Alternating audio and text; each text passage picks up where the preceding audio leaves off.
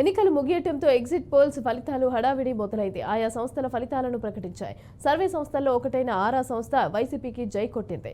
ఎన్నికల్లో వైసీపీ గెలవబోతోందని అన్నారు. ఇక వైసీపీకి 94 నుంచి 104, ఎన్డీఏ కూటమికి 71 నుంచి 81 సీట్లు రావచ్చునని అభిప్రాయపడింది. సుమారుగా 56% మంది మహిళలు తిరిగి ఎన్నుకోవడానికి మొన్న ఓటు వేశారు. కేవలం 42% మంది మాత్రమే తెలుగుదేశం పార్టీ కూటమికి మహిళల్లో ఓటు పడింది.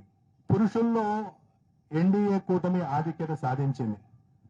సుమారుగా మహిళల్లో 13 నుండి 14% వైఎస్ఆర్ కాంగ్రెస్ పార్టీ ఆధిక్యత సాధిస్తే, పురుషుల్లో వైఎస్ఆర్ కాంగ్రెస్ పార్టీ కేవలం 45.35% పరిమితమైంది.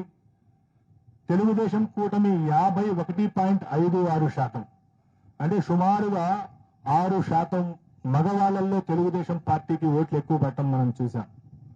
ఒకవైపు రాష్ట్రంలో మహిళల సంఖ్య ఎక్కువగా ఉండటం, మొన్న జరిగిన ఎన్నికల్లో 4,78,000 ఓట్లు, సుమారుగా 1.43% మంది మహిళలు పురుషుల కంటే అదనంగా ఓటు వేయటం, ఆ అదనంగా ఓటు వేసినటువంటి మహిళల్లో సుమారుగా 56% మంది వైఎస్ఆర్ కాంగ్రెస్ పార్టీకి ఓటు వేయడంతో పాటుగా కొత్తగా బీసీలలో ఓటు బ్యాంకుని చేర్చడం ద్వారా, మహిళల్లో తన ఓటు బ్యాంకుని పెంచుకోవడం ద్వారా వైఎస్ఆర్ కాంగ్రెస్ పార్టీ ఈ రోజు తిరిగి రాష్ట్రంలో మరొకసారి అధికారంలోకి రాబోతా ఉంది. వైఎస్ఆర్ కాంగ్రెస్ పార్టీ ఆంధ్రప్రదేశ్ లో మే 13వ తేదీన జరిగినటువంటి ఎన్నికల్లో 49.41% ఓట్లను సాధించి 94 నుండి 104 అసెంబ్లీ స్థానాల్లో గెలవబోతా ఉంది.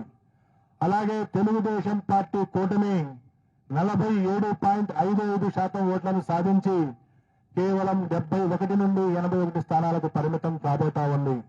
ఇతర పార్టీలు, ఇండిపెండెంట్ అభ్యర్థులు 3.04% ఓట్లకు పరిమితం కాబోతా ఉన్నాయి. ఆంధ్రప్రదేశ్ లో ఉన్నటువంటి 25 పార్లమెంటు స్థానాల్లో 48.29% ఓట్లను సాధించి వైఎస్ఆర్ కాంగ్రెస్ పార్టీ 13 నుండి 15 పార్లమెంటు స్థానాలను గెలవబోతా ఉంది. అలాగే తెలుగుదేశం కూటమి 47.68 ఓట్ల శాతాన్ని సాధించి 10 నుండి 12 పార్లమెంటు స్థానాల్ని గెలవనున్నది. 4.03% ఓట్లు కాంగ్రెస్ పార్టీ మరియు ఇతర పార్టీలకు లభించినాయి. ఏ పార్టీకి కూడా ఇంకా వేరే పార్టీలకు సీట్లు లభించేటువంటి అవకాశం లేదు.